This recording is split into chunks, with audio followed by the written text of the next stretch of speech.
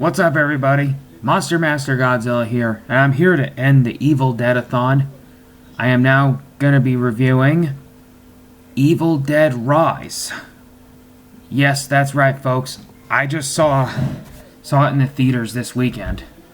So, keep in mind that if you haven't seen this movie, please get off this video, because there are major spoilers ahead in this film. Okay, where do I begin with this one? This one, I actually enjoyed this one. I actually enjoyed this new Evil Dead Rise. I mean, this doesn't even have Ash Williams in it, but I actually liked it. I mean, at least it's not like the remake of Evil Dead, which I didn't approve of. So, this one has a good big game changer through the franchise, because the majority of the film, instead of taking place on a remote cabin in the forest, the majority of the film took place in a high-rise apartment, and it had like 13 floors. Ooh, that's not good. Like, having 13 floors, that ain't good at all. The story involves around two sisters, and they were estranged from each other. The main character is Beth, who is an aunt, who is visiting her sister, who had 3 kids. Oh, so yeah, in the beginning it shows they were in the forest, in a remote cabin, and one of the kids is possessed.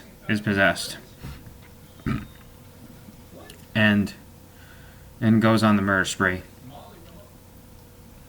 So at the beginning, but then it cuts to realizing it was one day earlier. They end up going back to the city limits, where it's a dark and stormy night. It was a dark and stormy night, and the mother, named Ellie, was the main villain of the film. And she gets possessed. Also, this is the first Evil Dead franchise to not be directed by Sam Raimi, which, that was an awesome game changer. And it actually worked out.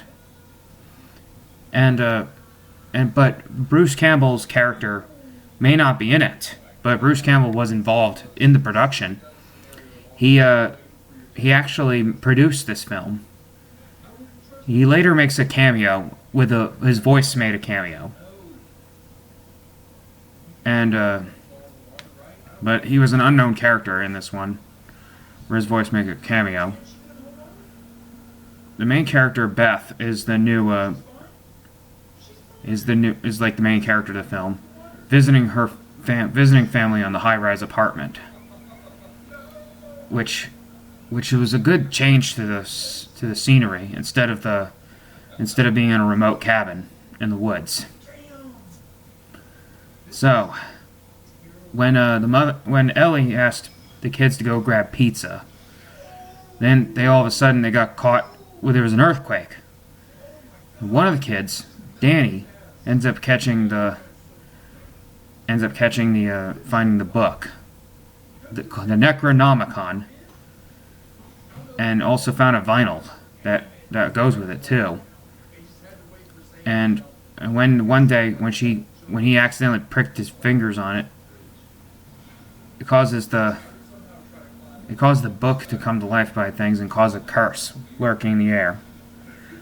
And inside the book had some like really creepy pictures, which like bug an eye. Like I was so spooked by such stuff. Yeah, this one is definitely like not very comedic.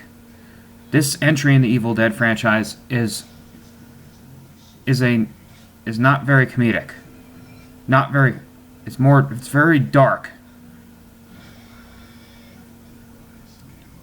It's very dark. It has no comedic moments.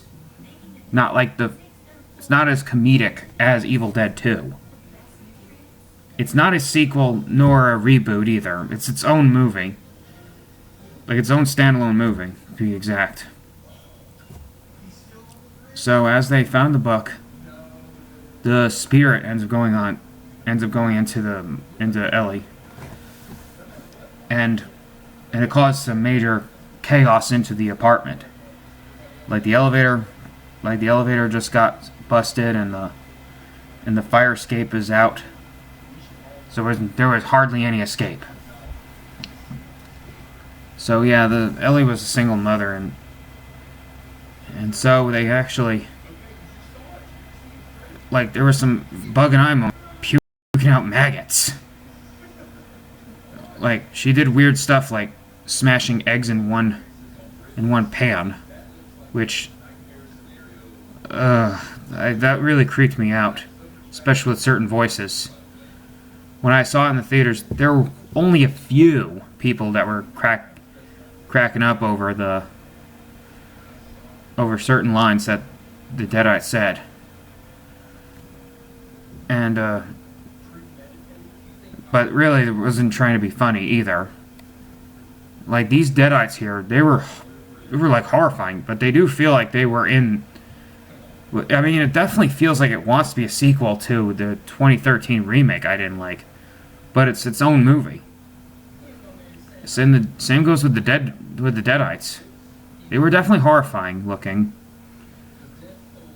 Like, Ellie had some interesting lines, like played by Alyssa Sutherland, and she had some interesting lines into that. Like, mommy's with the maggots now. In her Deadite voice. And when the Deadite voice, which you see in the trailers, like saying, eeny, meeny, miny, you. And then chooses who to kill next. Not only did Ellie become one of the Deadites, two of the kids became a Deadite. And all that's left was, like, Beth and her niece, which is the youngest of the kids. And one of the neighbors ended up using a double-barrel shotgun. Yeah, that's right. Even if Ash Williams wasn't in it, at least someone was using a double-barrel shotgun. I mean, you can't have Evil Dead without a double-barrel shotgun. And when they were trying to escape from the Deadites, they actually used the fire escape, and they actually escaped through the elevator. And of course, they had a moment where they started laughing psychotically, but it's not comedic like Evil Dead 2. And they said stuff like, "I'll swallow your soul," like in Evil Dead 2. Except not crazy, like saying, "I'll swallow your soul, I'll swallow your soul, I'll swallow your soul." Just one and done, and that's it. But then it was also revealed that Beth, the main character herself, was also pregnant. Yes, that's right. In the beginning, she took a pregnancy test, found out that she's actually pregnant. So Ellie realized, saying, "Two souls," almost killed both her and the baby inside. But they ended up escaping the apartment. They first went into the elevator, and oh my god, the elevator ended up being overflowing with blood. And when they got out, and when the elevators opened, it's formed like a river of blood, which is kind of reminding me of The Shining. Yeah, they actually borrowed it from The Shining, surprisingly. So when they went back into when they were about to escape the high-rise apartment, the Deadites that were in the building wound up getting into the building, finally caught up with them, and they combined themselves together to make a multiple-headed beast, which is really creepy. And of course, other than the shotgun, the chainsaw appears, which, why not? You can't have Evil Dead without a chainsaw in there. Even if it didn't have Ash Williams, you gotta have a chainsaw in there. So the final scene ends up going when Beth ends up using the chainsaw on the Deadites. Oh yeah, before that, the Deadites end up try to cut the little girl's head with the chainsaw. Which, oh my god, that was creepy.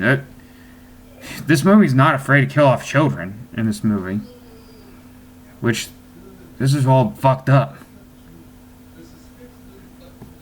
So then Beth ends up using the chainsaw on the Deadite, and they finally kills the whole family and the neighbors as Deadite people on the chipper.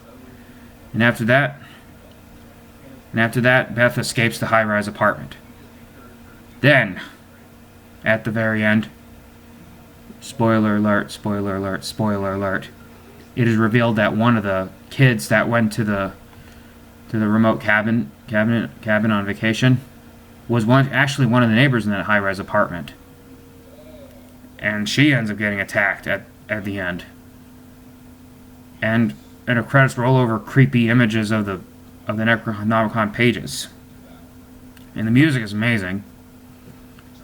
So, my final thoughts on this movie? I enjoyed it. I rarely like this movie. I mean, it doesn't have Ash Williams in it, because I would have preferred if it had Ash Williams in it, but to face it, I realize I can't keep boycotting future Evil Deads without Ash Williams, because face it, Bruce Campbell is getting old. I mean, just can't have him in those movies forever. So it actually, and I realize we can have Evil Dead without Ash after all. And I realized that I didn't let it take away from the movie for me. It's actually a really creepy movie. It's not comedic. It's really serious. And also when you look at the movie poster, they kind of ripped off Smile, which that's another movie that scared the crap out of me. Like, it's a really good movie. I truly recommend checking it out, especially if you're a hardcore fan of the Evil Dead series. And that's all I have to say, folks. So, bottom line, go see Evil Dead Rise. It's a fun film. So go check it out in the theaters while it's in the theaters right now. So, with that said, and as always, thanks for watching the Evil Dead-A-Thon. And I'll catch you later. And as always, stay awesome, my Monster Masters, and I'll see you around. Bye!